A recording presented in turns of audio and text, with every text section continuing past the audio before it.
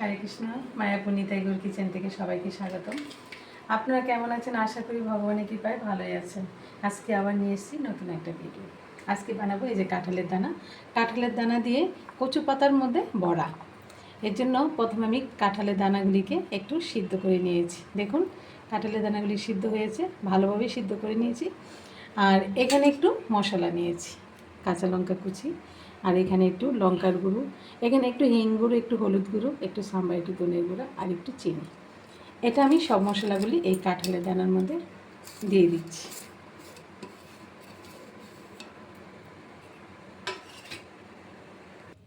এখানে দিয়ে দিচ্ছি একটু ধনে পাতা কুচি, আর দিয়ে দিচ্ছি স্বাদ মতো লবণ।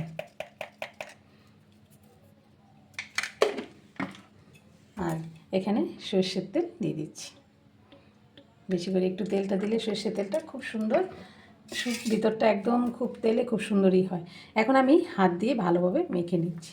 এই কাঁঠালের দানাগুলিকে হাত দিয়ে একটু ভালোভাবে একটু হাফ ভাঙ্গা করে দিলে ভালো হয়। এই যে ভালোভাবে মেখে নিয়েছি।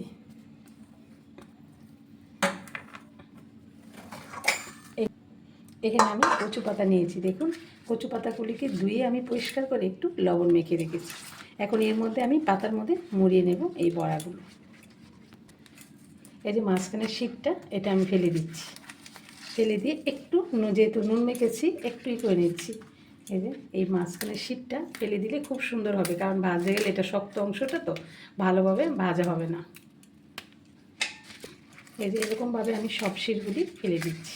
এই যে একটা কচু পাতা নিয়েছি, এটা আমি উল্টিয়ে দিয়েছি, এই যে উল্টো পিঠটা দিয়েছি। এখন এখান থেকে কিছুটা কাঁঠালের দানা নিয়ে নিচ্ছি, এবার ভালোভাবে মুড়িয়ে নিচ্ছি। পাতাটা আমি একটু ছিঁড়ে নিচ্ছি, কারণ অতটা বড় পাতা লাগবে না, একটু ছিঁড়ে দিচ্ছি। এখন এইভাবে মুড়িয়ে নিচ্ছি, এইভাবে উল্টে রেখে দিচ্ছি। এরকমভাবে আমি সবগুলো বড়া মুড়িয়ে নিই। এই যে সবগুলো বড়া আমি বানিয়ে নিয়েছি, এখন তেলে ভেজে নেব। এই যে কড়াতে আমি তেল দিয়ে দিয়েছি,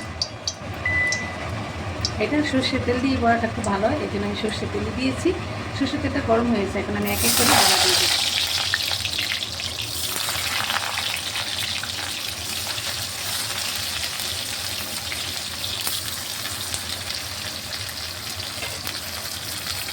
এই দেখুন এখন আমি বড়াটা উল্টে দিচ্ছি, আস্তে করে আলতো হাতে উল্টে দিতে হবে, আর একদম লো ফ্লেমে বড়াগুলি ভেজে নিতে হবে।